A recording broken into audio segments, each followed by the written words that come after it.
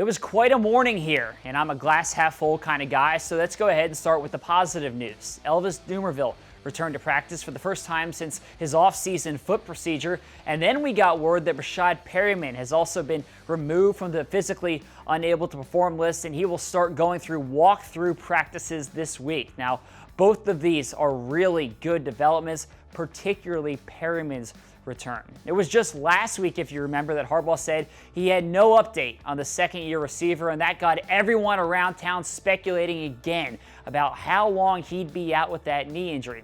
Well, now he's back on the field, and I'd expect the Ravens to kind of ease him along, particularly this week. There's no other player on this roster who needs the practice reps more than Perriman. He's never gone through a full training camp practice, and he hasn't caught passes from Joe Flacco since last July. I mean, even Flacco said that he's eager to see what Perriman can do.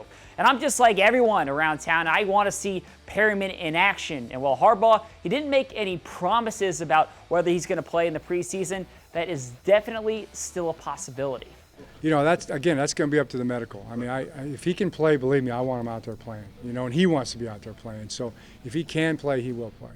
Now let's move on to some of the not so good news. Safety Matt Elam suffered a knee injury against the Colts on Saturday night, and he's going to be out for several weeks having an arthroscopic procedure to clean that up. Now, he's somebody who's made some really good progress this offseason, but the injury puts his roster status up in the air. Really tough blow for him. And then there's tight end Dennis Pitta, who hasn't practiced since August 1st because of a finger injury. A lot of you probably wondering what's going on with him. Well, he hurt it in practice in a fight with Kamale Correa, the rookie linebacker, and Harbaugh initially said it was a strain. Well, today he revealed that he actually fractured his finger. They realized that when they went in there and took the MRI. Now, Pitta, he's going to be out for at least the rest of this week, and then we'll see what happens from there. Now, a finger injury may sound like a minor deal, but this is fairly significant. I mean, Pitta has played just 7 games in the last 3 years, so the training camp reps, they're important to him. They matter. Plus, it's just not a good thing to have a pass catcher